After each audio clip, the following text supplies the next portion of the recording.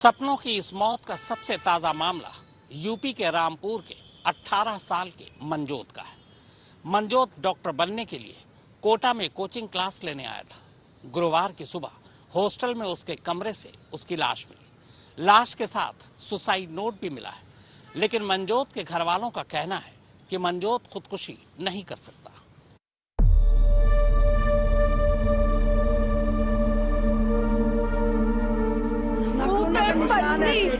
इतनी तेज मुठियां थी उसकी बंद कि उसने खूब जोर लगाया, जैसे कि पूरे नाखून अंदर गड़े हुए। किसी ने मर्डर किया है, उसके पीछे से हाथ बांधे गए हैं, मुंह पे पन्नी करके गला घोटा गया है। ये उसकी राइटिंग ही नहीं है। ये रेयर केस है, वो हमने देख लिया, सारा मौके पे भी देख लिया, बारीकी से खिड़की के बाहर से भी हमने सारा वो देखा है जाकर।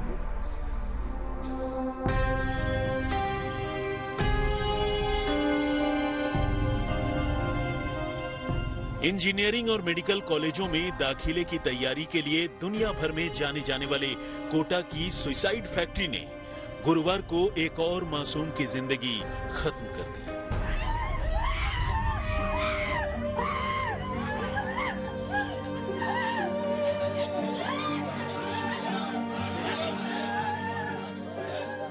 उत्तर प्रदेश के रामपुर से अपने 3 दोस्तों के साथ नीट की तैयारी करने कोटा पहुंचे 18 साल के मनजोत सिंह की लाश उसके हॉस्टल के कमरे में संदिग्ध हालत में पड़ी हुई मिली।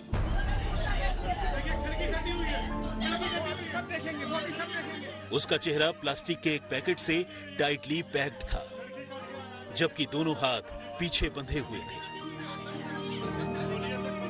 मनजोत की लाश जिस हालत में उसके कमरे के बिस्तर पर औंधे मुंह पड़ी हुई मिली, वैसा आमतौर पर खुदकुशी के मामलों में देखने को नहीं मिलता। यही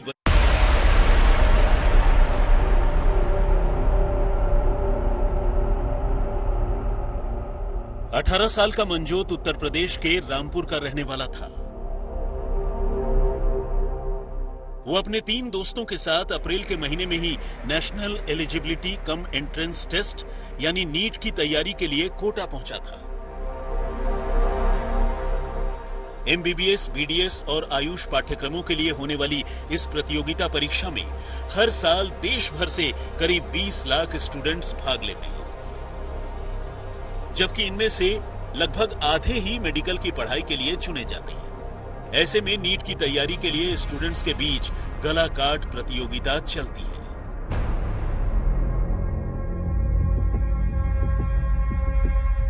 गुरुवार की सुबह हमेशा की तरह रामपुर से मनजोत को उसके मम्मी पापा ने उसके मोबाइल फोन पर कॉल किया, लेकिन कई बार कॉल करने के बावजूद उसका फोन अनआंसर्ड आता रहा।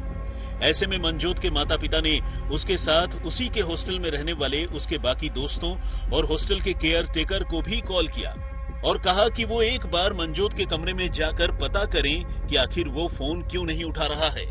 इसके बाद मनजोत के दोस्तों ने भी उसे कॉल किया और फोन नहीं उठने पर वो मनजोत के कमरे की तरफ गए, लेकिन कई बार कमरे का दरवाजा खटखटाने और डोरबेल बजाने के बावजूद जब मनजोत ने कोई जवाब नहीं दिया तो फिर उसके दोस्तों, हॉस्टल के केयरटेकर और कोचिंग सेंटर से जुड़े लोगों ने दरवाजा तोड़ दिया। अंदर मनजोत की लाश पड़ी थी, लेकिन मनजोत की लाश जिस हालत में थी उसे देखकर पहली नजर में किसी के लिए भी उसकी मौत को सुसाइड मानना मुश्किल होता। मनजोत का चेहरा प्लास्टिक के पैकेट से बंद किया गया था, जबकि उसके दोनों हाथ उसकी पीठ के पीछे बंधे हुए थे और लाश औंधे मुंह बिस्तर पर पड़ी थी। लेकिन चूंकि कमरा अंदर से बंद था तो शक इसी बात का है कि मनजोत ने अपनी सांस रोककर और हाथ पीछे बांधकर जान दे दी।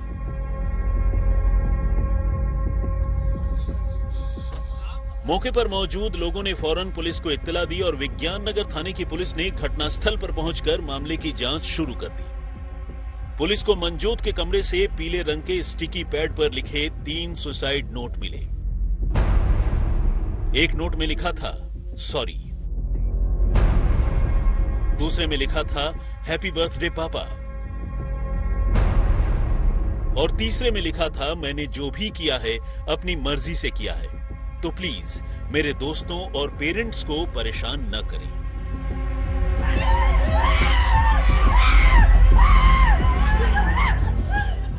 मौत के तरीके के चलते मौका वारदात के हालात बेशक शक पैदा करने वाले थे, लेकिन दीवार पर सुसाइड नोट्स का चिपका होना और कमरे के दरवाजे का अंदर से बंद होना इस बात की तरफ इशारा कर रहा था कि मामला सुसाइड का ही है। हालांकि मनजोत के घर वालों का कहना है कि मामला सुसाइड का नहीं बल्कि कत्ल का है। ये पूछे जाने पर कि कमरे का दरवाजा तो अंदर से बंद था, ऐसे में लड़के की हत्या कैसे हो सकती है?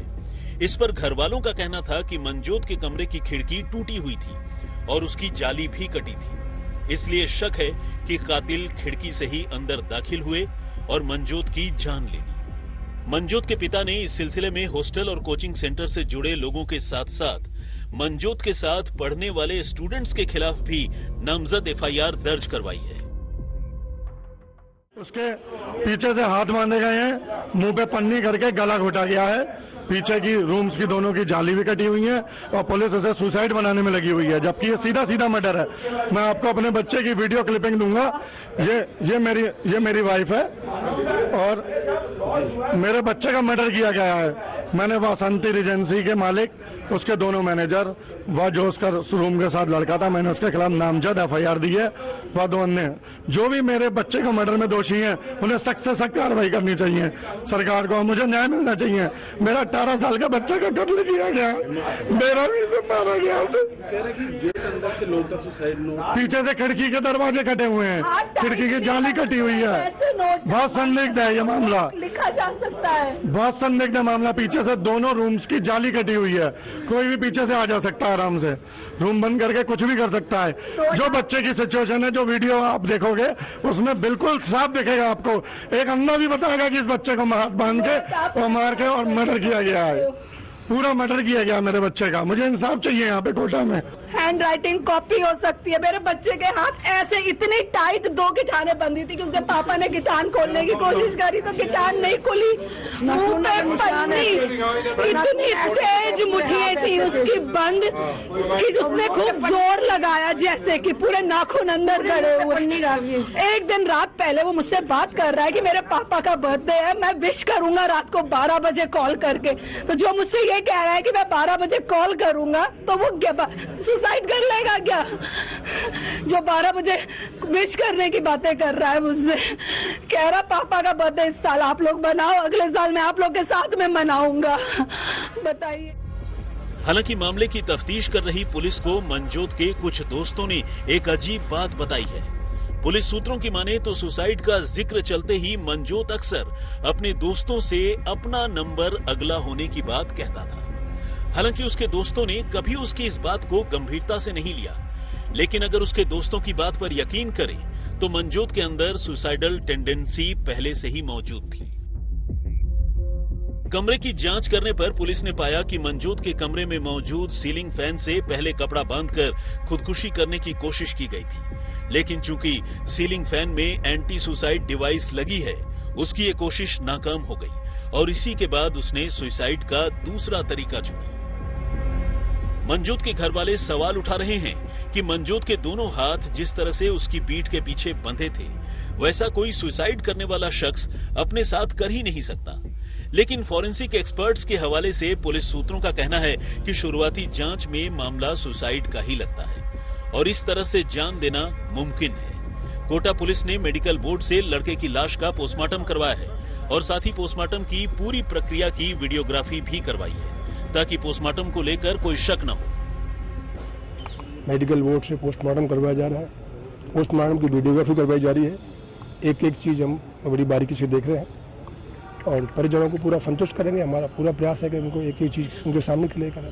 परिवार वाले कह रहे हैं कि हाथ बहुत टाइट पीछे से बंधे हुए थे। हाँ, रेयर खिड़की थी दोनों, वो कटी हुई थी। ये रेयर केस है, वो हमने देख लिया सारा, मौके पे भी देख लिया, बारीकी से खिड़की के बाहर से भी हमने सारा वो देखा है जा करके कि कोई आया हो गया हो। इस तरह के साक्ष्य कोई एविडेंस हमें अभी नहीं मिली है कि जो रजिस्टर है वहाँ वो कोई डिस्टर्ब नहीं है, बिल्कुल इंटैक्ट है वहाँ। हमारे आजी साहब कल मौके पर आ गए, FSL जो हम कर सकते हैं वो सारी चीज़ कर रहे हैं। अभी भी पूरा जो मौका है जहाँ बच्चा रहता है वो पूरा कैमरा से कवर्ड है, तो एक एक सेकंड एक एक मिनट का हमारे पास है। कोई कौन गया, कौन आया, कौन जाया, तो हम बारीकी से देख रहे हैं।